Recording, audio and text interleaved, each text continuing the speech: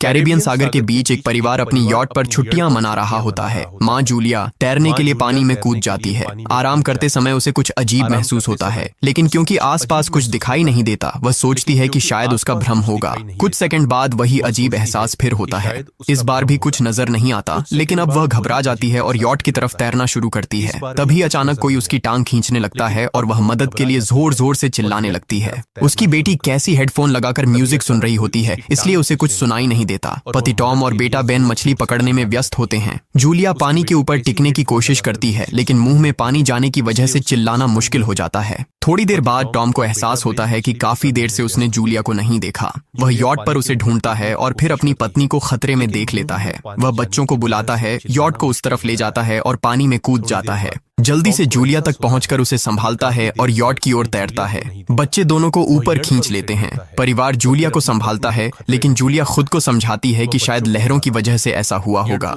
रात को सब मिलकर बेन का जन्मदिन मनाते हैं। कैसी को उसके बॉयफ्रेंड का कॉल आता है, तो वह लैपटॉप लेकर बाहर चली जाती है। वीडियो कॉल में उसका बॉयफ्रेंड दिखाता है कि शहर के ऊपर बड़े बड़े काले बादल छा गए हैं। कॉल ग्लिच होकर फ्रीज हो जाती है। कैसी यह बात परिवार को बताने आती है, लेकिन टॉम कहता है कि शायद जमीन से दूर होने की वजह से सिग्नल कमजोर है। तभी सबको एक आवाज सुनाई देती है। वे सब बाहर जाते हैं और देखते हैं कि व्हेल मछलियों का एक समूह गुजर रहा है। टॉम समझाता है कि व्हेल मछलियां हमेशा पृथ्वी के मैग्नेटिक फील्ड को फॉलो करती हैं, लेकिन जब तूफान आता है तो वे कंफ्यूज हो जाती हैं। अचानक यॉट जोर से हिलती है और बेन गिर जाता है। टॉम को चिंता होती है कि कहीं यॉट को नुकसान तो नहीं पहुंचा, इसलिए वह डाइव करके नीचे चेक करने चला जाता है। कुछ देर बाद वह सतह पर वापस आता है, लेकिन उसके कंधे पर एक बड़ा घाव होता है। जूलिया तुरंत उसका जख्म सीती है। टॉम बताता है कि पानी के अंदर उसे ऐसा लगा जैसे उसके पीछे कोई बहुत बड़ा जीव था, लेकिन जब उसने मुड़कर देखा तो प्रोपेलर से कट लग गया। वह कहता है कि जो भी चीज थी बहुत बड़ी थी। टॉम को यॉट पर काफी नुकसान दिखाई देता है, इसलिए उन्हें मदद बुलानी पड़ती है।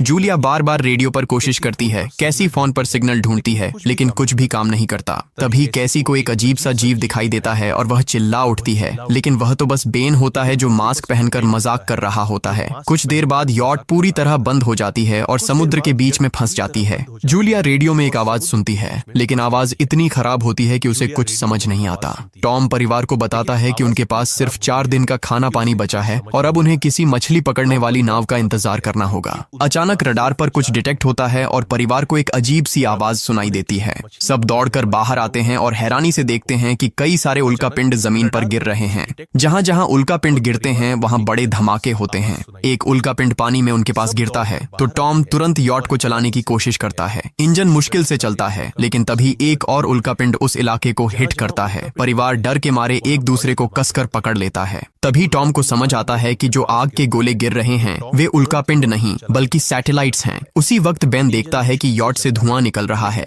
टॉम चेक करता है और कंफर्म होता है कि इंजन खराब हो गया है। हवा तेज होने लगती है तो फैमिली यॉट के अंदर छुप जाती है, बिना ये नोटिस किए कि कंपास बहुत तेजी से घूम रहा है। यॉट जोर जोर से हिलने लगती है। बेन फिर से गिर जाता है और इस बार उसे चोट भी लग जाती है। लहरें तेजी से यॉट से टकरा रही होती हैं। टॉम स्ट्रगल करके बाहर जाता है और लाइफ जैकेट्स लेकर आता है। तभी पावर चली जाती है। टॉम तुरंत पावर बॉक्स का बटन प्रेस करता है और लाइट वापस आ जाती है। उस वक्त बेन नोटिस करता है कि जूलिया की नाक से खून बह रहा है। जूलिया को चक्कर आने लगते हैं, जबकि कैसी सिंक पर जाकर उल्टी कर देती है। टॉम रेडियो ट्राई करता रहता है पर सिग्नल नहीं मिलता। अचानक एक तेज हाई पिच्ड नॉइज आती है और हवा और भी स्ट्रांग हो जाती है। जूलिया दरवाजे बंद करने की कोशिश करती है, पर एक हैच खुल जाता है और हवा खिड़कियां तोड़ने लगती है। टॉम एक फ्लेयर जलाता है और थोड़ी देर बाद अंधेरा छा जाता है।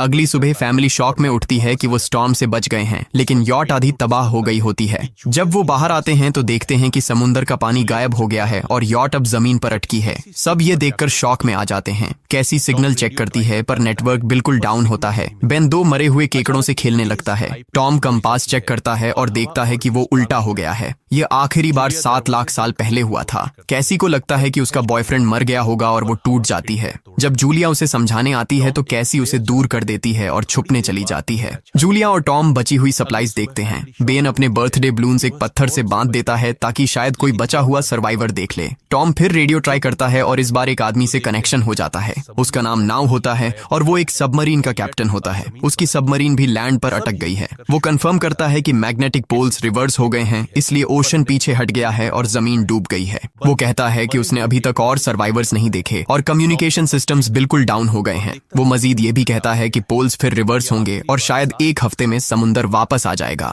वो फैमिली को वार्न करता है कि जितना हो सके ऊंची जगह चढ़ जाओ, क्योंकि जब पानी वापस आएगा तो वो बहुत खतरनाक होगा। वो बोलता है उसका पार्टनर क्रैश में मारा गया और सबमरीन में बस 3 लोगों की ही जगह है। जूलिया और टॉम उससे कहते हैं कि प्लीज हमारे बच्चों को बचा लो। वो उन्हें अपने कोऑर्डिनेट्स दे देता है। टॉम कैलकुलेट करता है कि सबमरीन तक पहुंचने में 2-3 दिन लगेंगे। वो फैमिली से कहता है आज रात अच्छे से आराम कर लो, कल सुबह हम निकलेंगे। अगली सुबह फैमिली सामान पैक कर रही होती है, तभी टॉम को पास में कुछ हिलता हुआ दिखता है। वो एक लंगड़ा आदमी होता है जिसके हाथ में हार्पून होती है और साथ में एक कुत्ता लगातार भौंक रहा होता है। टॉम उसके पास जाता है और उसे पानी की बोतल देता है, लेकिन वो आदमी कुछ ऐसी भाषा में बोलता है जो टॉम समझ नहीं पाता। पानी पीने के बाद वो अजनबी अचानक टॉम के सिर पर बोतल मारता है और चेहरे पर जोर का लात मार देता है। जूलिया डर के मारे भागती है, लेकिन तब तक देर हो चुकी होती है। वो आदमी टॉम के पेट में हार्पून घुसा चुका होता है। टॉम कुछ पल तक तड़पता है और फिर वो उसकी गर्दन भी काट देता है। फिर वो आदमी जूलिया के पीछे भागता है और उस पर हार्पून फेंकता है, जिससे उसके कंधे में चोट लग जाती है।